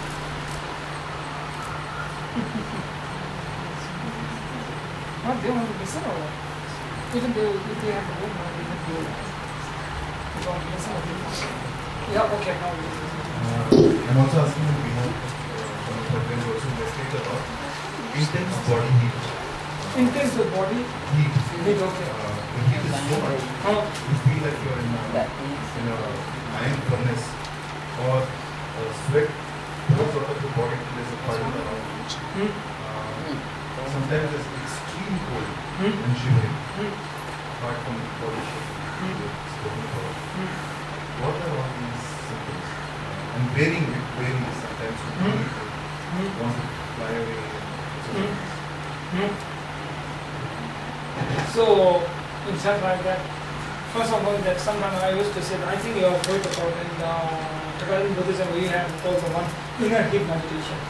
Inner heat meditation, with that meditating, I think there are a lot of experiment on this feet, generating some sort of instant heat in their body. So I used to feel that this meditation is very old-dated meditation. Because Tumo. Inner heat meditation might works in the Tibet. It's a very cold area situation. It's very useful. Now we need here not an inner heat meditation. We need an inner cold meditation. In different So in the Tibet, they are using this. So you can see that we call it inner heat meditation. In Tibetan, we used to call it Tumo. So but anyway, first of all, that what you are mentioning. But first of all, that we have to know what type of meditation you have done when you have generated all this sort of heat and the coldness of it. First, we have to know that what type of meditation you have done. One thing. Second thing is what we are seeing in the tantric point of view. When some of the system and the chakras have little bit studied, I can't say the maybe malfunction, but I can't say the malfunction. But it works a little bit different. It can happen. It's a very minor symptom of the malfunction. Not a malfunction, wrong function of the wrong. I cannot say the wrong function. Different function. Start with the different function. Minor symptoms. Once the symptoms go the more severe, then you will see the very different things. It can happen. See the different things for your own eyes. I mean, like deity or whatever, it can be seen. These are now the chakras maybe started to. It can be corrected. It can be corrected. But if some person maybe they are happy with all these the symptoms, then it's a fine. It's a fine. When some people they are happy with all the symptoms. But some people when they are the chakras movements was slightly changes. I think the movements of the chakra slightly changes, the symptoms can be like that. Also once the moments also this the more symptom and the severe symptoms is like that they will see all the different deities or it is a very possible. It's a very possible means I am met by these people who are having the different seeing the all different deities or like this. But from the medical point of view, definitely they will see the chemical imbalance or whatever they will say something. But these people who are having the right piece of the visualizations, they won't want to feel they are having the chemical imbalance. They feel that they are having gained something special power. But whatever, if they feel happy with that, that's very good. If they feel happy with that, it's very good. So the point is that when the chakras, all these movements are slightly changes, this can happen. Before that, we have to know that what type of the meditation you want to do. Okay? So, is there a way to generate inner cold? It is what? Is there a way to generate coldness from inside rather than heat? I need it. You know I need it.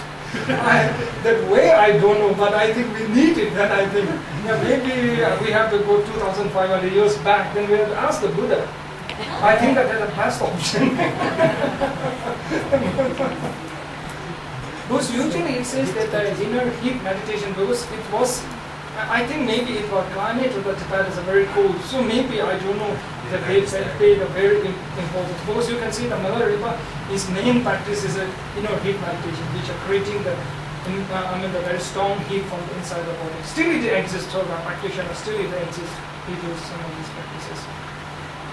And how important are these things of generating the heat to the life? From my point of view, I won't say it is very important. Very important. Because if you look at the Buddha's life history, you won't see that Buddha have generated an inner heat or inner cold or whatever. You won't see that in the Buddha's life history. But he achieved the enlightenment. So many of the Nalanda scholars and Siddhis, if you look at their practice, they emphasize on mostly on the 2 points. What we call the bodhicitta and the shunyata. Emptiness and the great compassion. These 2 points are main important keys to attain the enlightenment. So as I told you a few times, that enlightenment does not mean that there's something we will achieve the very supernatural things.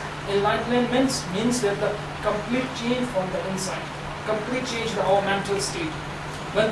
In the Buddha's name, you will see that he's the synonyms we call the Sugata. Sugata means a person who lives happily. Sugata, Sukh means happy, Gata means gone in happiness, merged in the happiness. So it means that in the mental state, we can only have the happiness, we can only have the happiness, so we don't generate any unhappiness or the mental pains. That state we call the Buddha state. So when we change that, when we reach that state, then we have to attend the enlightenment. So today the Buddha Purnima day, I wish and I pray that you all may achieve that state as soon as possible. Okay? So I think the seniors, you always know that I always used to say that when you achieve that state without state before me, then what you have to do? Remember you. Okay, remember me, okay? Don't leave me, okay? When you achieve the Buddhahood before the me, don't forget me, okay? Oh, you know, But suppose Skype is not available there, then Skype should be available there.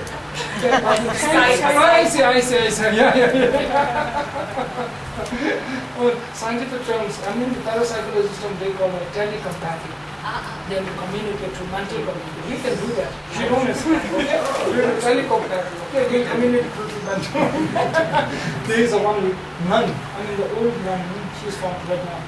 So what happened is that she just suggests me one thing, that I can teach her through the mental. She's seen quite far away, so it's possible now. So I think she got too far away. So same thing like that. So maybe, yeah. So today is a Buddha Purnima day. So I wish. Okay. Yeah, you can discuss. Yeah, 1 second. Today is this birthday according to the Indian astrology. So maybe you can ask him to the prayers. Okay. But no, you are celebrating the same day over.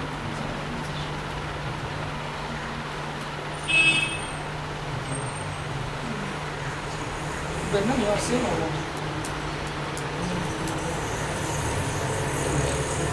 Today is a Buddha's birthday in Burma. Yesterday I was in India. Okay, that's why. Most important thing is when you become Buddha, that is the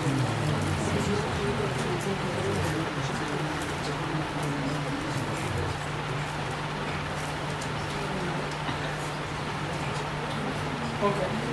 So you talked about the karmic imprints on the mind. Yeah. How to manage that? Meditation.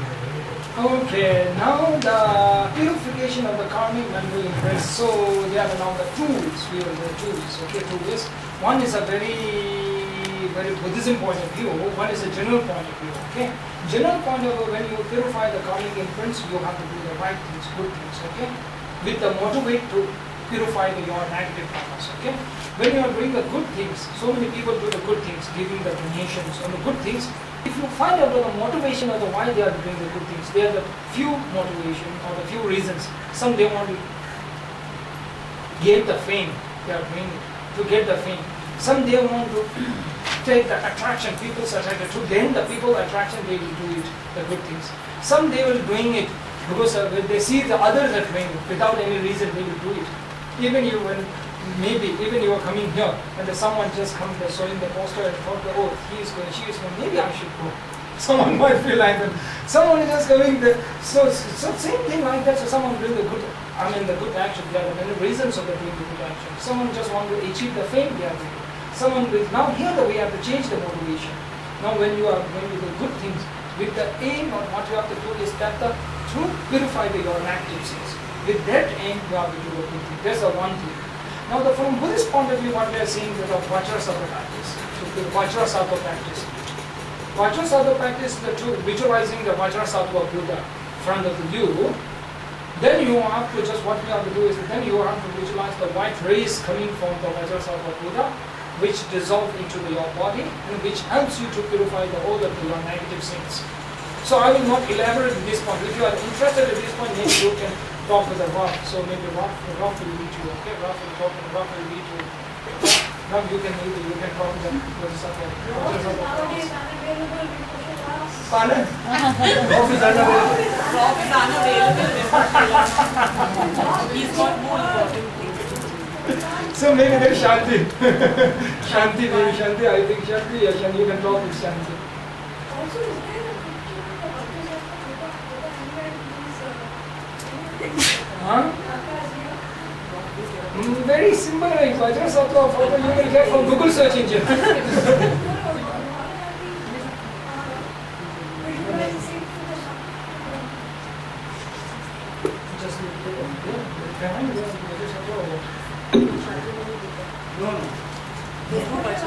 That's not My question was, can we do it with the Shakyamuni Buddha? No. You are giving a different task to the Shakyamuni Buddha. Yeah, you should give the task, every task for if you ask the chef who make the food, what do you call it? Chef. If you ask the chef to make the food, there's a right thing. If you ask the manager to make the food, there's a right thing. So this is like this. So every Buddha has some different potential. So Vajrasattva Buddha, you have to pray. It's a Buddha of the to whom we have to pray for the purify our negative sins. Okay. So it's a different. After that, negative things will not affect me or what? I will not get the. No. Because what will you see that the negative thing, you can see that the decreasing of your negative sins. The way of the signs of the decreasing negative sins that you will see in the dreams. From Buddhist point of view, now I will go a little bit deep in the Buddhist point of view, okay? Now the Buddhist point of view, what we are saying that when you started to purify all the negative sin, the dream institution will change. But Buddhism, don't think that Buddhism is just like a Sigmund Freud, okay? Sigmund Freud, he feels that every dream is important. Okay, but we are not Sigmund Freud, okay? Every dream is not important at all. There are many dreams. Okay. I think this is possible. So dreams, some dreams they will have the indications of dream that where the purifying the negative sins. But that only what happening is that when we purify the old negative sins, but again we are generating the new negative sins. That's the problem we are creating.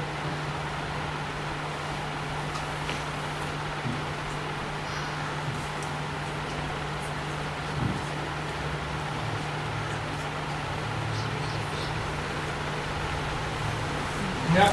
So we are creating. So your question is that. I could ask that if we just purify the negative sins, I will not affect us whatever the negative karma we have. Yeah, that's very right. When you purify all the negative sins, then the negative karma will come to affect you.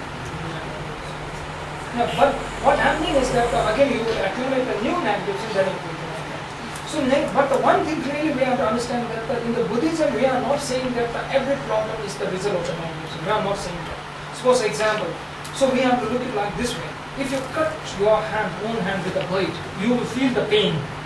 That is a result of your own mistake. You cannot blame that you cannot blame that maybe I might have something wrong in my past life. You cannot blame that way, okay? So you are doing the mistake yourself, okay? Now you don't blame it to your past life, okay? but be very realistic, okay? Realistic is very important. Be very honest, okay? So that's why in the Buddhism you need to look at for the reality. You have to say the reality. Because you are doing it your own mistake, you are creating the problem. In this life there are so many problems sometimes we have created. Sometimes it's beyond our explain. So beyond our explain, you might be doing a very good thing. You might be doing the very right, taking the care of the very right thing. Sometimes very strange things comes into your life. So that must be some cause. There should be some cause. That cause is the maybe done for some the negative karmas, the past life. That we have to think about. Okay? So that's why we call it the purification of the negative imprints. Purification of negative imprints. I have one doubt. You spoke about anger, and anger, I think we recognize that anger is a very negative emotion. But what about confusion? I think it's quite blinding also, but sometimes you don't see it. Okay, confusion. What kind of confusion? Okay, now I will tell you this. In our life, there will be many different types of confusion. Okay, different time means different layers of the confusion. Okay, different layers of confusion. The confusion is something state of life that when you think too much, more confusion will happen. Unnecessarily, if you think too much, then you will become confused. Example, when someone has not told you, then you will think, why he or she has not told you? Then you will think, maybe they are not caring me. Maybe they are doing something that maybe they forget me. These all the confusion come, you see. Because these all confusion comes because you are thinking too much. Based on your self-cherishing attitude, you are thinking too much. Too much, okay? Now, the one thing is the confusion. Some confusion comes when you are in the roadside, when you are lost in the midst of the road. Then there the one confusion comes, which way you are to follow. That confusion we call the necessary confusion. Okay? If you don't have this type of necessary confusion, then you will take the wrong path. Okay? This we call the necessary confusion, unnecessary confusion. There are two confusion. Okay? Now we have to leave this unnecessary confusion. What we have to do, the unnecessary confusion, we have to just think more to the happiness of others. Unnecessary confusion comes when you think too much for the self. What am I going to happen? What will I am going to happen? If you think too much of the self, then unnecessary confusion comes. What will my future will be? If they leave me, what will happen to me? So what I got? So recently, I don't want to mention that. So therefore, there is one lady. She told me that one question is, she told me that sometimes it's very difficult for her. In the marriage of the 10 years, she had contributed a lot for the family. She had left nothing. Sometimes she feels that she got nothing. Only she served to them. She sacrificed too much. Now the confusion starts. Because all this confusion starts because of when you think too much for the self. What I get, what I got. I'm being as I'm a housewife. I have contributed a lot. I took care of the children. I've done the food for them. That's one point is very true. But when you think too much of the base on your self, what you will gain, then the more confusion will come. More confusion comes, then it will be very difficult for your life, and you will feel that you have got nothing. So all this confusion, unnecessary confusion comes because of your things to too much mistake. When you look for the more welfare of the other, then unnecessary confusion will decrease. There's a necessary confusion is very important. When you have to go to the bulk of the UV, there are so many road junctions. If you don't have any confusions, then you will take the one road, then you might reach another place. Yeah, this is because of necessary confusion. Okay. So if you do now, this talk, this is just like right now I'm treating you the way of the thinking. Just this few minutes talk will be not that much of the inner, but based on that, then you can read the more books. Okay, then you will get the more and more clear idea to way of the movie. Okay?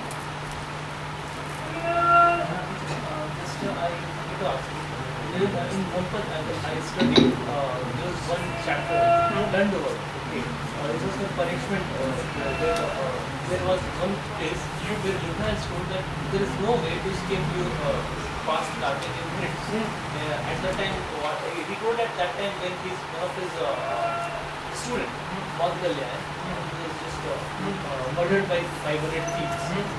So at that time, Shariputra has asked why it happened. He told that he had his karmic imprints of killing both of his parents, his mother and his father. So that was the thing which came to him. Now I got it. And then now I will go a little bit deep on these karmic issues. Okay. We could hear the question.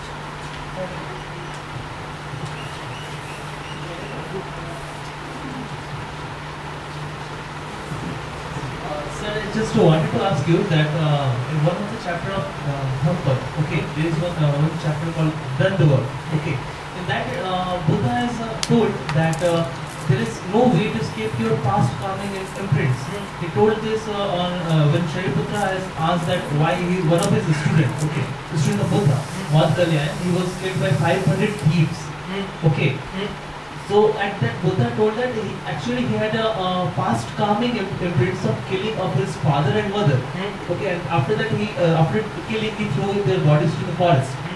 So in this life, so he could have escaped through his Riddhi power, but still he didn't escape because at some point he had to get these karmic imprints.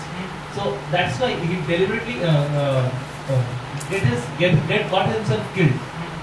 Because you can't escape your karmic imprints. So how according to the purification it is escaped? Okay. How it is possible? Now here in come a little bit deep down about this now the Buddhism, now to the deep down, okay? Now the Buddhism, what I talked before is a general point, okay? Now I have to go a little bit down. Because the one thing is that don't think that the Buddhism you can just learn in a few years, okay? I spent nearly 20 years in Buddhism. It's a very vast subject. So now again I will go a little bit down. In the karma, there are two karmas, certain karma and uncertain karma. Two karmas. Uncertain karma you can escape, you can purify. There is some karma called a certain karma, you cannot escape at all. Certain karma, we call the certain karma, that you have to bear the result. There is no choice. Suppose example, when you are traveling to the Delhi, when you are on the road, you are going to the Delhi, airport to the road. Now you can change, you can say that no, I can leave, I won't go to the Delhi, you can change. You reach the airport, still you have a choice. You have a choice in your own hand. After you are passing the immigration, now your immigration, now you are going towards the flight. Still you have a chance. You can say that no, I don't want to go to Delhi, I want to come back. You can do that. Now once you are in the boat flight, now the flight had already took off from the ground field, then you don't have choice. Now you can say that, no, I don't want to go to Ling. You can't say that. Same thing karma is the two types, certain or uncertain. Certain karma, you have to believe there is nothing, even the Buddha can't do anything. That because of that. Because we are dying, why? Because we have some certain karma, we cannot escape. How do you do certain mindset? Oh, certain and uncertain is that the last of only the Buddha's knows. I'm not Buddha, I'm very sorry. That's a very difficult question. So even the Shanti Deva told that I'm not Buddha. So I cannot fully explain the which is certain karma and which is uncertain karma. Yeah. That's why, so there are so many uncertain karma we can purify. Some they are the certain karma, we have to go to the results. Even the story goes, even the Buddha have faced that, even there is one story goes like that, the Buddha also faced the one the pain, the back pain, Buddha had strong back pain. Even the Buddha are facing the result of the certain karmas. So that means the Buddha had a big pain, strong back pain, so he had to take the medication for that. So even the Buddha sometimes he had to bear the result of the certain karmas. So which is the certain and which is uncertain, which is beyond of our experience, beyond of our reach. So only the maybe Buddha knows the which is the certain, which is the uncertain. So that's the point. Now the deep point of the Buddhism point. Little down then the certain and uncertain, we will differentiate the two karmas. So certain karma results, sometimes you will see that some persons, they do the very good things or very everything, but still their faces some problem. Maybe it can be the result of the certain karmas. That not only that person, so all of the way have to bear the result of the certain karmas. Okay? Okay. Maybe we will stop here now. And the most important thing is that today is Buddha Purnima. So most important thing is pray for the happiness for all the beings. So my prayer will be that my talks may help you bring happiness into your life, bring the peace in your life.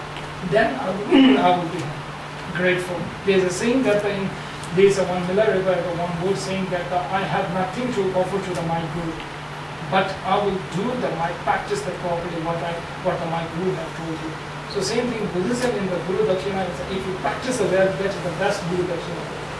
Yeah. If you not practice it, what I have said, then it won't help you. Okay? So if what I have said, if you practice well, if they bring some more happiness and peace in your life, then we have a really nice Buddha community. Okay? And I told you whether we remember the Buddha or not, that I don't think very important. We have to remember his word. Yeah, his word. So even I was born in Nepal. Nepal is the oldest Nepal. They used to claim that Nepal is the birthplace of the Buddha. But even being the birthplace of the Buddha, past 10 or 15 years, they faces a lot of the violence. So many civilians died in the war of the anger, war of the civil war, because they forget the Buddha's word. Because they forget the Buddha's word, the peace and the compassion, all they forget. They suffered a lot. Even if it's a land of the Buddha, what happens? Nothing happens. So important is not remembering the Buddha. Important is remembering the Buddha's word. When you remember the Buddha's word, it's not going to benefit the Buddha. It's going to benefit you. So taking care of you, we have to take care of ourselves. So remember the Buddha's word, apply it on your day-to-day life, be happy. So always I used to say in the Nepal, I was always giving the public talks. So in the Nepal, there are some of the political, these all parties, they have one motto saying that create the new Nepal, new Nepal. I used to say not to create the new Nepal. I used to say to create the happy Nepal. That's the most important. Even Nepal has become the new Nepal, what use of it is not happy. Even if you become happy Nepal, fine. If you look at the Bhutan, you can see that in the Bhutan, it's considered one of the happiest country. So they have no GDP. They call the GDH, Gross Domestic Product of Happiness. So, gross domestic product of happiness, highest the Bhutan is in this world. So Bhutan, they say saying, once I was in Taiwan, one of the political leader, one of the party political leader, when he was campaigning for the presidential election, he went to the Bhutan one day. He told them how they become the country, become happy. He went to search to the happiness in the Bhutan. So when I was there at that time in Taiwan, then I told the public that I told them that there is one saying in English, if you don't find the Santa Claus in your heart, you won't find Santa Claus under the Christmas tree. They say. So I told it's the same. If you don't find the happiness in your mind, you won't find happiness in the Bhutan. So he went to the wrong direction. So the same thing, so Buddha Purnima is so celebrating Buddha Purnima is remembering the Buddha's word. So bring the more happiness into your life, your family, your society, then the Buddha, okay? Then at least try to create a more happy family. That's very important. Because in my life, I am not only teaching the Buddhism, even my one mission, what I feel the success to bring the more happiness in my family. That's the one mission I feel I have succeeded, stating the Buddhism. So just like that, when you're going out there, especially when you live with your family, 24 hours you have to deal with your family. If you have a very happy family, happy unit family, then you will feel the very joy of the living. So if you have the very difficulties and the problems every time, the family, it's a very difficult, I know that. So that's why learning the Buddhism, not learning the ideas, okay, not only the ideas, but bring the more peace and the happiness in your family, decreasing the anger, thinking the more to your family members, generating the more genuine love and compassion for your family members. Then you can bring, at least you can decrease the 10% of your family suffering. That is a 20%, and it's a huge success.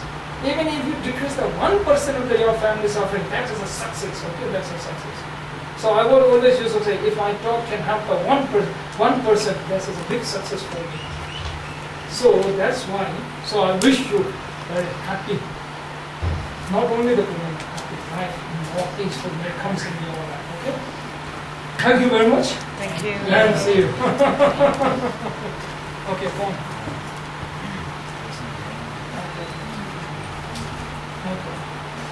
No, you can go,